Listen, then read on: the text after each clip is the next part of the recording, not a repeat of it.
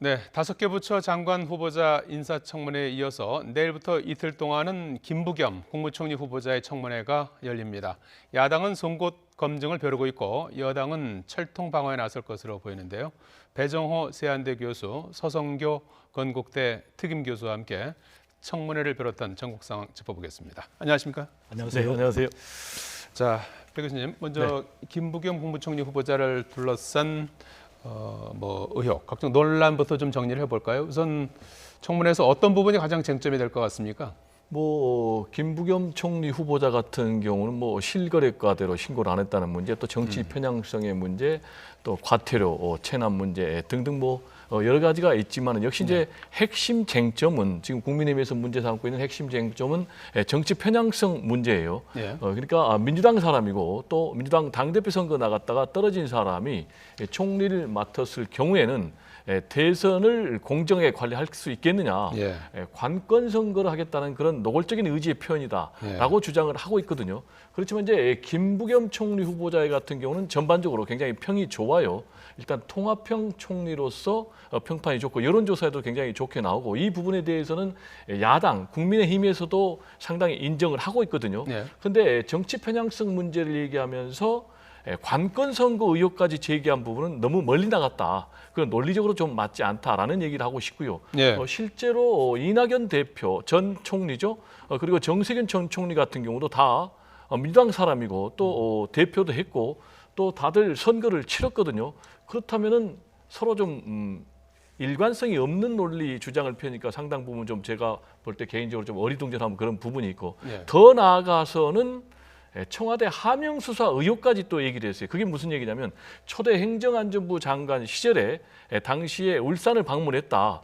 그런데 하명 수사 관련자들을 본인이 좀 격려하기 위해서 온 것 아니냐라는 그런 의혹까지 김기현 원내대표가 제기를 했는데 이건 너무 멀리 나간 것이고 결국 이제 이런 공세의 배경에는 대선 전국의 주도권을 잡겠다. 그리고 또 현재 여야 간의 원내 재협상 문제 있지 않습니까? 재구성하자, 상임위원장을 재배분하자 이런 문제 등등에서 좀 주도권을 잡기 위한 그런 포석이 아닌가 생각이 됩니다. 지금 배 교수님도 말씀하셨습니다만 이제 국민의힘에서 전반적으로 이제 평가하는 거는 이제 정치적 중립성을 많이 얘기하고 있는 것 같아요. 특히 이제 내년에 대선이 있는데 대선을 과연 공정하게 관리할 수 있는가? 작년에 이제 당대표 선거에도 이제 출마를 했던 그런 부분들을 이제 집어서 얘기를 하는 것 같은데 이 부분에 대한 우려가 좀 제기되는 것 같은가요? 야당에서는 이제 우려가 제기할 수 있는데요. 이제 우리 김부겸 후보자가 그동안 살아온 이력을 보면은 저는 기우이지 않을까 이런 생각이 듭니다. 원래 김부겸 후보자가 국회의원이 시작한 게 지금 이제 국민의힘 과거 정당에서 시작을 한 거거든요. 그러다가 2003년에 이제 민주당으로 갔는데 그 당시에 보면은 굉장히 합리적 중도주의자, 온건론자다 이렇게 평을 받고 있고 사선 국회의원 하는 동안에 상당히 여야 간에 굉장히 대화와 소통이 잘 되고 있는 이제 그런 분위기 때문에 야당에서 너무 대선을 앞두고 선거 중립, 정치적 편향성을 제기하는 것은 너무 앞서가는 것 아니냐 그런 생각이 들고 사실 대선 공정 관리는 국무총리보다는 중앙선거관리위원회가 해야 되는 거거든요. 그러면 중앙선거관리위원회에서 어떻게 대선에서 편향성이라든지 중립성 훼손을 어떻게 할 건지에 대해서 야당이 더 조심하는 게 필요하지 않을까 이런 생각이 들고요. 오히려 야당에서는 이번 이제 문재인 대통령 임기 1년을 남겨두고 있는 국무총리이기 때문에 국무총리의 역할을 어떻게 잘할 것인가. 예를 들자면은 정말 청와대에서 국민 민심과 동떨어진 메시지와 정책을 결정하는 게 대해서 과감없이 대통령에게 직언할 수 있는 국무총리가 될 수 있는가 없는가. 그 다음에 지금 이제 코로나로 인해 가지고 자영업자들, 소상공인들 굉장히 어렵지 않습니까? 이런 코로나 문제를 어떻게 1년 동안 잘 관리할 수 있을 것인가. 또 최근에 이슈가 되고 있는 주택 문제, 부동산 문제에 국무총리로서 어떻게 역할을 잘할 것인가 이런 부분에 대해서 오히려 국민의 입장에서 야당이 문제 제기를 하고 답변을 듣는 게 필요하지 않을까 보여집니다. 구체적인 사례 한 가지만 좀 들어볼까요? 김부겸 후보자 일부 이제 인정을 한 것 같긴 한데 2001년이에요. 2001년에 이제 다운 계약서 관련한 의혹인데 아파트 매매 계약을 하면서 이제 다운 계약서를 이제 했다는 거 아니겠습니까? 당시로서는 이제 시가 표준액 그러니까 공시지가 얘기하는 것 같아요. 시가 편입보다는 그래도 좀 높게 계약을 했다면서 시인한 상태인데 이 부분은 좀 문제가 될까요? 이 부분은 이제 당시에 시대상을 좀 우리가 고려를 해봐야 될 것 같아요. 말씀하신 대로 2001년도에 본인이 지역구로 삼았던 이제 군포에 아파트를 매입할 때 표준 시가보다는 더 윗선을 썼지만은 실거래 신고가로는 기재를 안 했다. 그래서 송구스럽다고 얘기를 했거든요. 예. 그런데 이제 아시겠지만 과거에는 다들 파는 사람, 사는 사람, 그리고 심지어는 이제 부동산 중개업자 다 실제 거래가보다는 더 낮게 부동산 매매 계약서를 써서 당국에 신고를 했단 말이에요. 결국 이제 세금을 낮추기 위한 거죠. 한쪽은 취득세고 한쪽은 또 양도세 등등을 다 고려한 거겠죠. 예. 그래가지고 이게 법적으로 2006년도에는 정식으로 부동산 거래를 실거래가로 신고하도록 돼 있어요. 그래서 만약에 어길 경우에는 취득세 3배 이상의 과태료를 내야 되고요.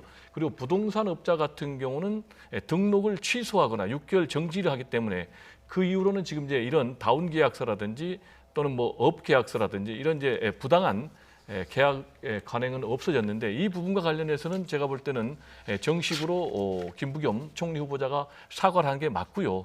당시에는 굉장히 이제 일그러진 문화였기 때문에 이 시대를 관통했던 사람들 대다수가 여기에 좀 저촉이 되는 그런 쟁점이 아닌가 이렇게 생각이 됩니다. 예. 자, 이런 부분들에 대한 의혹 제기와 소명들에 대해서 내일과 모레 이어지는 청문회를 통해서 한번 확인하기로 하고요. 이에 앞서서 어제 동시다발적으로 5개 부처 장관 후보자의 인사청문회가 일제 열렸습니다. 각종 의혹에 휩싸인 후보들 모두 송구하다며 고개를 숙였는데요. 화면 보시겠습니다. 경이나 이런 것에 상관없이 굉장히 송구하다는 말씀을 드리고 싶습니다. 사려 깊지 못한 처신으로 국민의 눈높이에 부합하지 못한 점에 대해 사과드립니다. 저희가 면밀히 살피지 못한 부분에 대해서 정말 송구스럽게 생각하고 있습니다. 예, 전체 5명의 장관 후보자들이 어제 인사청문회를 거쳤고요. 5명 가운데 문승욱 산업통상자원부 장관은 어제 바로 그냥 통과가 됐어요. 채택이 됐고 또 안경덕 고용노동부 장관은 내일 또 무난히 통과가 될 걸로 이렇게 보이고 이제 세 분이 지금 이제 논란의 중심에 있는데 먼저 노형우 국토교통부 장관 후보자의 경우 뭐 몇 가지 의혹이 제기된 의혹들이 어떤 것들입니까? 네. 이제 국토교통부 장관 후보자이기 때문에 그동안에 뭐 부동산 투기 의혹이 있느냐 없느냐 이 문제가 쟁점이 됐는데 본인이 이제 세종시가 건설되면서 공무원들에게 특혜 분양한 아파트가 있습니다. 그 아파트를 2011년에 2억 8천만 원 주고 매입을 했는데 2017년에 5억에 팔았기 때문에 그동안에 한 2억 정도의 뭐 소득이 있었다. 이 부분이 약간 투기지 않느냐, 갭 투자 그런 이야기가 있는데 제가 보기에는 본인이 투기를 해야 되겠다는 의도를 가지고 했던 건 아니고요. 이제 세종시가 건설되면서 공무원들이 세종시에 근무하게 되니까 공무원들에게 특별 분양을 했습니다. 그 분양권을 받아가지고 있다가 본인이 이제 필요 없게 돼가지고 팔게 되면서 차익이 생겼는데 이 부분에 대해서 본인이 뭐 송구스럽다, 미안하다 그렇게 심정을 토로했기 때문에 큰 문제가 아닐 것 같고요. 그 다음에 이제 자녀 교육을 위해서 강남에 위장 전입을 처제 집으로 한 경우가 있는데 이 부분에 대해서도 좀 사과 반성을 했고요. 그다음에 차남이 실업급여를 부정수급했다라는 의혹도 있는데 이 부분도 사실 무근이다 이렇게 발표를 했고, 그다음 부인이 절도죄로 인해서 벌금형을 받은 적이 있는데 이 부분도 부인이 약간 이제 심리적 정서로 인해서 우발적으로 했던 범행에 대해서도 본인이 알고 있다 이런 얘기를 했기 때문에 크게 불법이나 뭐 편법, 탈법적인 사항은 없다고 보여지고 있고요. 노형욱 후보자의 경우에는 우리가 과거 좀 보면은 이제 기재부 예산 쪽에서 굉장히 열심히 일했던 공무원이었고 또 뭐 국무조정실장 후에 이제 국토부 장관 후보자로 지명이 됐는데 그동안에 기재부 내에서 상당히 좋은 평가를 받고 있었기 때문에 이분이 이제 국토교통부 장관으로서 지금 문제가 되고 있는 부동산과 주택 안정화 문제 이런 문제에 대해서 좀 집중해서 1년 동안에 좋은 성과를 냈으면 좋겠다 이런 게 좀 국민적 바람이지 않을까 그런 생각이 듭니다. 서 교수는 뭐 별 크게 이제 문제가 될 것 같지 않다 이제 이런 지적을 해주셨는데 그런데 이제 그 직책 자체가 이제 지금 현재 문제가 되고 있는 이제 부동산 정책의 하나의 어떤 뭐 사령탑이라고 봐야 그렇습니다. 되는 거 아니겠습니까? 그래서 지금 뭐 관사 재테크 문제라든지 위장 전입이라든지 이런 문제가 어떤 직무 수행에 어떤 문제가 없을까 하는 그런 우려도 제기되는 것 같은데요. 지금 이제 우리 교수님께서 말씀하신 것처럼 도덕성의 문제는 있을지 모르겠지만 법적인 하자로까지 연결되기는 좀 어렵고요.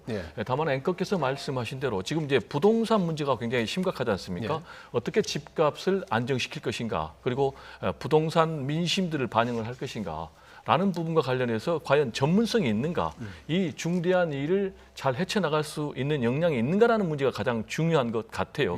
아시겠지만은 지금 후보자 같은 경우는 예산통이란 말이에요. 그래서 부동산 전문가라고는 할 수가 없어요. 그렇지만 또 주장하는 측에서는 국무조정실장을 거쳤기 때문에 전반적으로 충분히 부동산 정책을 총괄할 능력이 있다라고 얘기를 하고 있거든요. 그렇지만 이제 기본적으로는 변창흠 전 국토교토부 장관의 기조를 그대로 이어가겠다라는 입장인데요. 역시 이제 가장 중요한 것은 이사 대책의 핵심이 공급 물량을 제때 공급하겠다라는 거 아니겠습니까? 그동안에 이제 규제 중심이었다면 이제는 공급 중심으로 바꾸겠다라는 건데, 공급을 하기 위해서는 30만 호 정도를 수도권에 공급을 해야 되는데, 그러기 위해서 이제 수도권에 택지가 마련이 돼야 되는데, 과연 이 택지를 어떻게 마련할 것인가라는 부분이 이제 굉장히 중요한 숙제로 남아 있는 상황이고요. 그리고 뭐 종부세라든지 또는 대출 규제 문제라든지 이런 부분을 어떻게 반영을 할 것인가, 현실적으로 이게 이제 굉장히 중요한데, 기본적으로 지금 이 후보자 같은 경우는 기존의 정부 정책을 유지하겠다, 그러니까 종부세 완화를 하지 않겠다라는 입장이지만은 지금 송영길 새 민주당 대표 같은 경우는 대출 규제 같은 경우도 특히 이제 LTV 같은 경우 현행 40%가 돼 있는데 뭐 90%까지는 아니지만 대폭 늘려야 되겠고, 또 1가구 1주택 실소유자, 고령자, 장기 보유자들에게는 뭔가 좀 종부세에 대해서 완화가 돼야 된다라는 이제 그런 입장이기 때문에 이 부분을 어떻게 당 정간에 불협화음 없이 한 목소리를 낼 수 있는가라는 부분이 핵심 숙제가 아닌가, 이렇게 생각이 됩니다. 기조를 유지하면서 어떻게 이제 유연하게 대처할 것이냐, 이런 부분이 이제 숙제겠군요. 네, 굉장히 어려운 문제죠.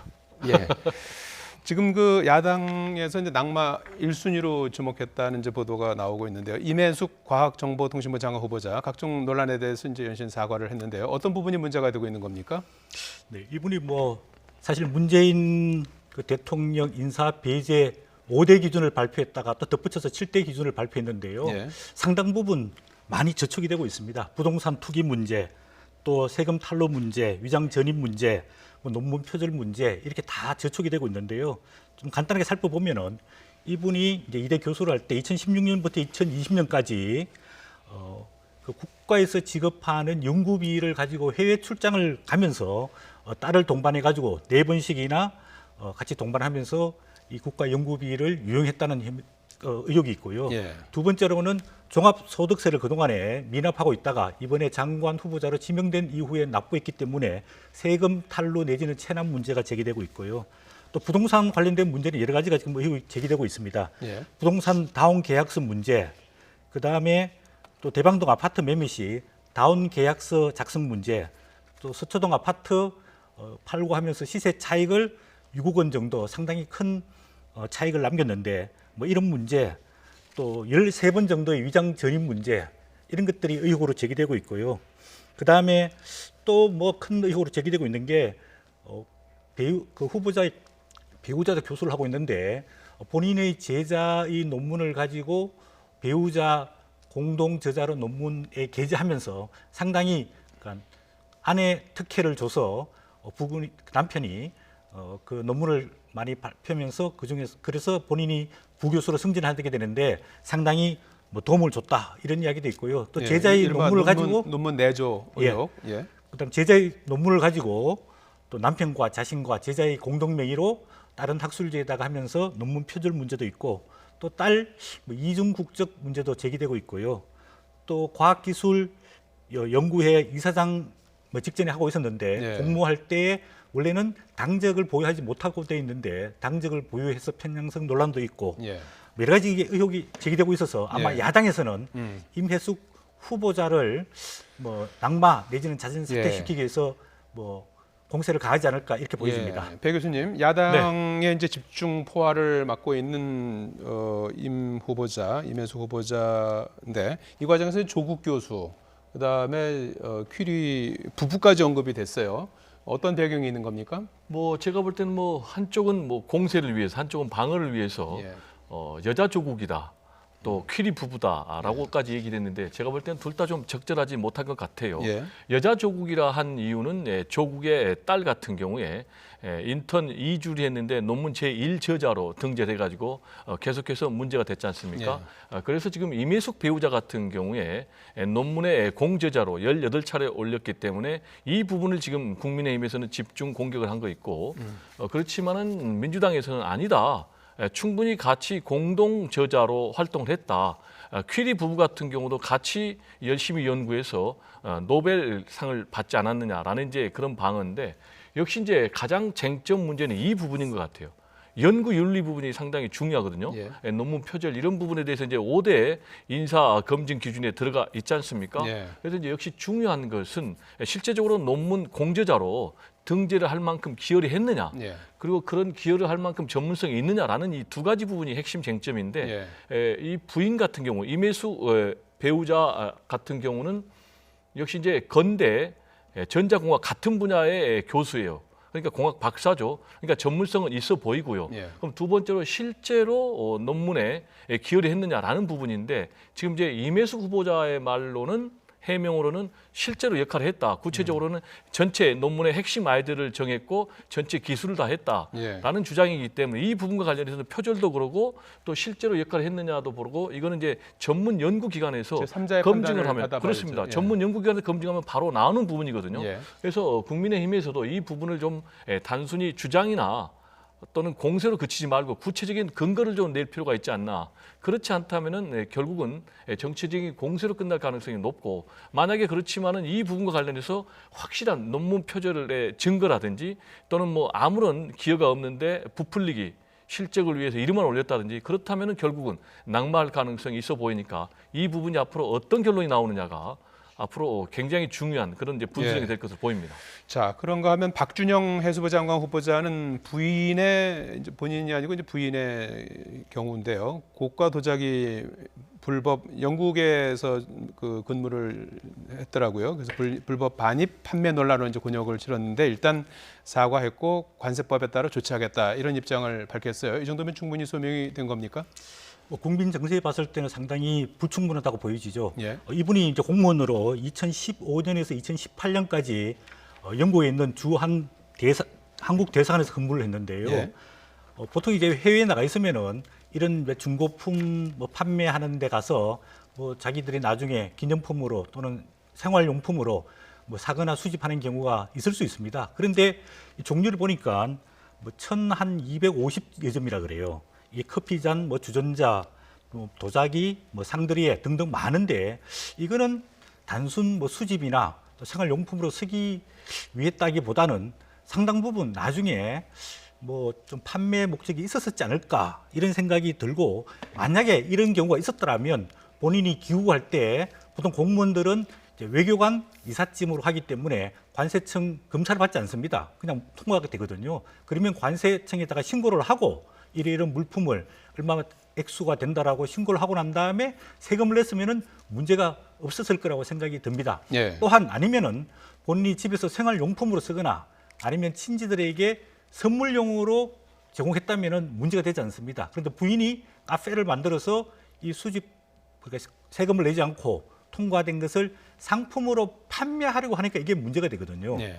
그런 측면에서 관세 당국의 좀 조사와 더불어서 뭐 관세법 뭐 여부 위반 여부 그다음에 관세 세금 여부 이런 것들을 조금 결정해서 부과가 돼야 되지 않을까 뭐 이런 생각이 듭니다. 예.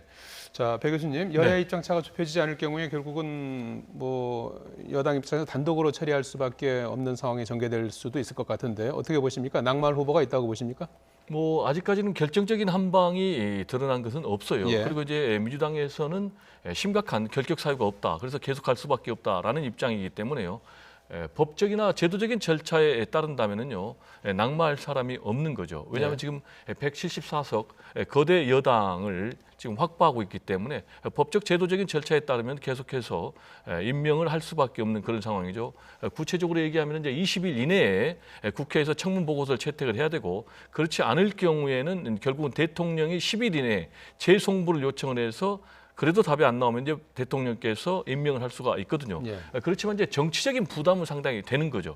이미 이제 29명을 야당의 임명 동의 없이 임명 강행을 했기 때문에 예. 또 하게 되면 이제 30명이 넘어가니까 상당히 부담이 되는 거죠, 정치적으로. 예. 그렇지만은 또 낙마를 할 경우에는 지금 집권 5년 차 임기 말에 그 부분도 상당히 부담이 되거든요. 레임덕으로 이어질 수도 있기 때문에 예. 결국 이제 득실을 감안해서 문재인 대통령이 선택할 수밖에 없는데 여기서 이제 핵심 변수가 하나 있다면은요. 송영길 새 대표의 변수가 예. 있다고 봐야 되겠습니다. 송영길 새 대표 같은 경우 이제 그런데 쇄신의 그 목소리. 건의를 할 수가 있을까요? 그렇습니다. 지금 예. 그래서 이제 민심을 반영해서 쇄신을 해야만이 정권 재창출을 할 수 있다라는 이제 그런 입장이기 때문에 만약에 송영길 대표가 읍참마속의 차원에서 문재인 예. 대통령에게 이 사람은 정 안 되겠습니다. 낙마를 시켜야 됩니다라고 건의할 경우는 하나의 변수가 될 수 있겠고 그렇지만은 송영길 대표 입장에서도 전혀 문제가 없다. 그래서 당청이 하나가 돼서 임명을 강행해야 된다라고 한다면은 낙마할 사람이 없을 가능성이 매우 높아 보입니다. 예.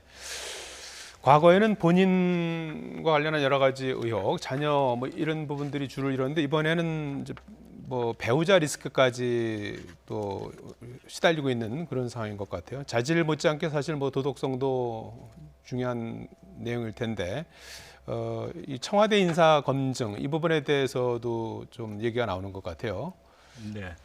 이게 원래 이제 고위공직자로 뭐 지명받기 전에 인사 검증 동의서라는 걸 제출하게 돼 있습니다. 네. 그 동의서에 보면은 한 200여 가지 항목이 있는데 뭐 본인의 범법 행위, 그 다음에 세금 문제, 병력 문제, 뭐 이런 등등을 다 작성을 하게 돼 있습니다. 그러면 지명되기 전에 본인이 스스로 점검을 해보고 내가 이 항목에 문제가 있거나 하면은 빨리 해소를 해야 되는데 공직자 후보자가 스스로 그런 노력이 좀 부족한 것 같고요. 두 번째로는 청와대에서의 공직기강 비서관실에서 이걸 검증을 하게 돼 있습니다. 거기서는 이제 여러 가지를 검증을 하는데 아무래도 시간이 촉박하고 인원이 부족하기 때문에 세세한 검증을 다 하기 힘들거든요.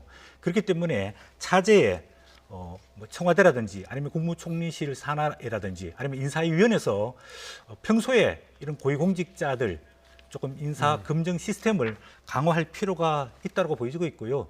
차제에 이 인사 검증 제도에 대해서 한번 살펴볼 필요가 있다고 생각이 듭니다. 예. 기존에 보면 아까 교수님 말씀하셨지만 문재인 정부 들어와서 29명이나 장관들이 청문 보고서가 채택되지 않는데 임명을 강행했단 말이에요. 그렇게 본다면 이런 인사청문회를 왜 하느냐?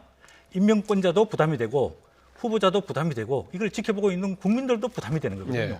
그렇다면은 이거를 좀 도덕성과 정책을 좀 분리해서 검증하는 제도를 좀 만들든지 아니면은 지금 이제 문재인 대통령 정부에서는 7대 인사 배제 기준을 설정했는데 예. 그 기준을 좀 완화시켜가지고 현실화해가지고 좀 능력 있는 분들이 많이 공직에 들어올 수 있도록 기준을 좀 완화를 하든지 예.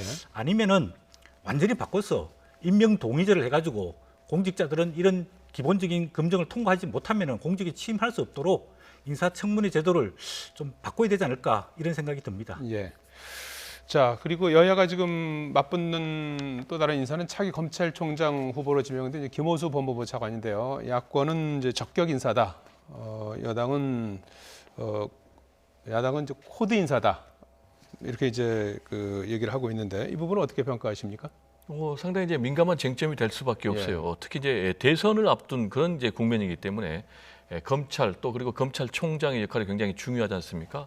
특히 이제 굉장히 안 좋은 부분이지만은 우리 이제 여야 정치권 모두가 반성해야 되는데 서로 이제 상대를 인정하지 않고 죽이기 게임을 하다 보니까 걸핏하면 이제 고소 고발. 그래서 이제 정치의 사법화. 그래서 스스로 정치권이 정치적으로 해결하지 못하고 검찰의 손을 빌리는 이런 상황이 되다 보니까 더욱더 역설적으로 검찰과 검찰총장의 역할이 대선에서 이제 중요한 상황. 특히 이제 이번에 임명이 된다면은 검찰총장 같은 경우는 이제 임기제 검찰총장이니까 문재인 정권 이후까지 역할을 계속하니까 더욱더 야당에서는 민감하게 반응할 수밖에 없고요. 그래서 코드 인사다. 친정권 인사다라면서 지명 철회를 요구하고 있는데 네. 또 그렇지만 이제 여권 입장에서 보면은요. 지금 김호수 검찰총장 후보자 같은 경우가 굉장히 필요한 게 세 가지 점에서 필요합니다. 특히 이제 윤석열 트라우마가 있지 않습니까? 네. 그리고 또 고 노무현 전 대통령 트라우마가 있어요.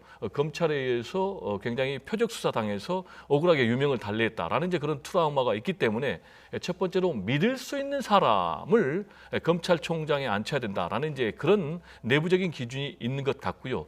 또 두 번째로는 역시 이제 문재인 정부가 중요하게 생각하는 것이 검찰 개혁 아니겠습니까? 그래서 지금까지 해오고 있는 검찰 개혁, 구체적이게 얘기하면은 이제 검경 수사권 조정의 안착이라든지 네. 또는 뭐 크게 보면은 이제 기소와 수사권을 분리하는 이런 문제까지도 중단 없이 해줄 사람이 누구겠는가라는 부분. 그렇다면은 또 하나는 이제 검찰 조직의 안정을 위해서 이 세 가지 부분을 고려할 때는 여권에서는 종합적으로 김호수밖에 없다. 라는 이제 그런 선택을 할 수밖에 없는 그런 상황인데요.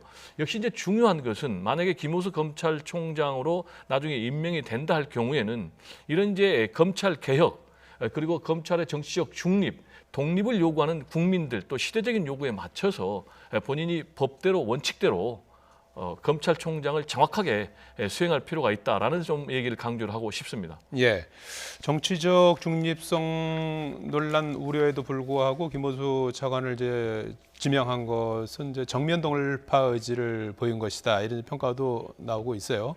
어떻게 검증 과정을 통과할 수 있을까요? 어떻게 보십니까? 이 김호수 전 법무부 차관이 그동안에 이렇게 검찰에서 해온 걸 보면은 굉장히 이제 특수수사통으로 알려져 있고 예. 합리적이고 특정한 정치적인 편향성이 없었다 이런 평가를 받았지만은 예. 문재인 정부 돌아서 한 2년 이 정도 법무부 차관을 했습니다. 그 박상기 장관 때, 조국 장관 때, 추미애 장관 때 했기 때문에 문재인 정부에 가까운 인사다 이런 생각을 할 수는 있지만 아까 교수님 말씀하신 대로 청와대에서는 이제 검찰 개혁을 좀 요구하고 있고 본인은 검찰 개혁보다는 조직의 안정에 방점이 찍혀져 있기 때문에 네. 크게 무리수를 안 둘 거다 이렇게 생각하기 때문에 네.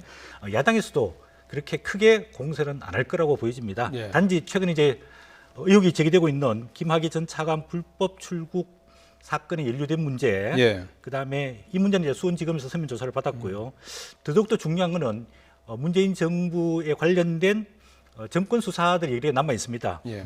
그 월성 원전 폐쇄 문제라든지 라임 옵티브스 문제라든지 또 울산시장 선거 개입 문제라든지 등등 이런 문제에 대해서 김호수 신임 검찰총장 후보자가 어떤 입장을 취할 것이냐, 수사를 제대로 할 것이냐, 아니면 대충 듣고 갈 것이냐, 또 차후에 정권 관련된 여러 가지 불법적 의혹이 불거질 때 이 부분에 대해서 검찰총장으로서 제대로 법대로 수사를 할 수 있을 것인가 이런 부분에 야당이 더 검증에 초점 맞추는 게 필요하다고 보여집니다. 예. 자, 이런 가운데 어제는 윤호중 민주당 원내대표와 김기현 국민의힘 원내대표가 만났습니다. 화면 잠깐 보시겠습니다. 야심성유휘라는 말이 있습니다. 밤이 깊을수록 별이 더 빛난다 이런 뜻인데요. 상황이 어려울수록 우리 국회에 여야 양당이 더 빛을 발해서 큰 일을 이루어가자는 그런 말씀을 드립니다. 의정 활동은 여야 사이에 많은 치열한 갈등도 있고 때로는 대립도 하고 하지만 그러나 결국은 여당이든 야당이든 마주치는 전차가 아니라 저는 같은 방향을 향해 나아가는 전차의 양쪽 바퀴다. 저는 그렇게 생각을 합니다. 자, 이 법사위원장 문제가 다시 또 재점화가 된 그렇습니다. 상황이에요. 직전에 이제 윤호중 원내대표가 이제 법사위원장 그렇습니다. 하다가 이제 원내대표로 이제 빠져 있고, 근데 박광원 의원을 이제 내정을 했는데 네. 아직 이제 본회의에서 이제 선출하는 절차를 거쳐야 되는데 뭐 7일에 하는 걸로 일단 이렇게 이제 예정이 돼 있는 상태인데. 최대한 좀 여야가 협상을 하라는 얘기죠. 그렇죠. 네. 어떻게 협상이 될까요? 어떻게 보십니까? 지금 뭐 하는 거 보면은 협상이 전혀 안 되잖아요. 네. 여야 원내사령탑의 입장이 정반대인데 일단 제가 볼 때는 이슈 자체가 퇴행적 이슈예요. 좀 미래지향적인 이슈를 가지고 여야 새 원내사령탑이 얘기를 해줬으면 좋겠어요. 지금 이제 국민들은 살기가 굉장히 힘든 그런 상황 아니겠습니까? 코로나19 상황, 그리고 경제 상황, 부동산 상황 이런 문제들에 대해서 좀 여야 원내 사령탑이 정치권에서 머리를 맞대서 해법을 제기해 주기를 바라고 있는데 지금 이제 원내 재협상 문제, 그러니까 상임위원장 재배분 문제는 사실은 원구성 초기에 했던 문제인데 이 이슈가 지금 다시 나왔어요. 예. 그러면서 지금 김기현 국민의힘 원내대표는 작물이라는 표현을 썼는데 불법 작물은 이제 작물, 예. 사전적인 표현에 의하면은 불법적으로 타인의 재물을 가져간 경우를 얘기하는데 이 부분 같은 경우는 국민의힘에서 스스로 포기한 거거든요. 왜 포기했느냐? 결국 이제 선거 전략, 전국 전략 김종인 위원장에 의해서 그래서 이제 여당의 일방 독주 이미지를 씌워가지고 결국은 앞으로 전국에서 또 선거에서 유리한 고지를 점하겠다. 그런 부분이 일정 부분 이제 성공한 부분도 있죠. 네. 근데 이걸 이제 다시 꺼낸 이유는 역시 제가 볼 때는 뭐 한 3가지 얘기하고 싶은데 앞으로 좀 여야 협상 국면에서 여당의 일방적 독주를 좀 제동을 걸겠다라는 이제 그런 포석이 좀 담겨 있는 것 같고요. 그리고 이제 대선 과정에서 여당이 이렇게 일방적으로 독주하고 있다라는 그런 이미지를 다시 한번 좀 더 씌우기 위한 것 같고, 3번째로 이제 새 원내사령탑이니까 선명성을 부각해서 본인의 당내 장악력이랄까 입지를 좀 강화하고자 하는 그런 생각인 것 같은데, 국민들의 입장에서는 전혀 이 문제는 중요한 이슈가 아니다. 예. 먹고 사는 이슈가 중요한 문제이기 때문에 이 부분에 대해서 정치권이 해법을 좀 내놔야 된다라는 얘기를 좀 강조를 하고 싶습니다. 예, 국민들의 입장에서는 중요한 이슈가 아니다. 이제 이런 언급을 해주셨는데요. 어떻게 법사위원장을 비롯해서 지금 18개 상임위원장직을 여당이 지금 다 이제 차지하고 있는, 맡고 있는 그런 상황인데요. 법사위원장직을 고집하는 배경이 어디에 있습니까? 네, 법사위원회는 이제 국회 18개 상임위원회 중에서 상원격에 해당하고 있습니다. 예. 왜냐하면 모든 상임위를 통과한 법들이 법사위를 반드시 통과해야 하기 때문에 거기서 이제 소위 말하는 입법의 목줄을 쥐고 있는 것이죠. 굉장히 예. 중요한 것입니다. 그렇기 예. 때문에 여야가 그 이제 법사위원장을 맡기 위해서 노력했는데 제가 생각하기에는 21대 원구성이 비정상화로 돼 있거든요. 예. 물론 법대로 하면은 본인이 표결을 통해 가지고 18개 상임위원장을 다 가져갈 수 있지만은 관례대로 보면은 국회 부의장 한석과 또 18개 상임위원장을 적절하게 배분을 하게 돼 있거든요. 그 부분이 비정상화된 것을 정상화시키자는 요구이기 때문에 차제의 법사위원장뿐만 아니라 18개 상임위원장을 적절하게 배분해서 국회가 그동안에 이루어진 관행대로 대화와 소통을 통해 가지고 문제를 풀어나가는 게 필요하다 이렇게 보고 의석수에 있고요. 따라? 예, 그렇게 하고요. 예. 또 국민의힘 일부 중진 의원들도 위원장을 맡아가지고 위원회를 제대로 여야 간에 합의를 통해서 운영을 해야 된다. 뭐 그런 생각이 있는데 아까 교수님께서 말씀하신 대로 김기현 신임 원내 대표가 이런 당내 요구를 받아가지고 이런 여당이 받지 않으면은 여당이 결국은 국회의장, 국회 부의장, 18개 상임위원장을 다 갖고 있기 때문에 그 권한을 누리는 만큼 나중에 책임을 져야 된다. 이 책임론을 가지고 들기 때문에 예. 그 이전에 여야 간의 합의해서 관행대로 국회 부의장과 상임위원장을 배분하는 게 적절하지 않을까 이렇게 보여집니다. 예, 알겠습니다. 예, 5개 부처 장관 후보자 인사청문회에 이어서 내일과 모레 김부겸 국무총리 후보자 청문회가 열립니다. 인사청문회에서 나타나는 사실과 그 결과로 형성된 국민 여론에 대한 판단을 정치권이 어떻게 수렴해 갈지 국민들은 또 지켜볼 것입니다. 배정호 세한대 교수, 서성교 건국대 특임 교수와 청문회를 비롯한 전국 상황 짚어봤습니다. 고맙습니다. 네, 감사합니다.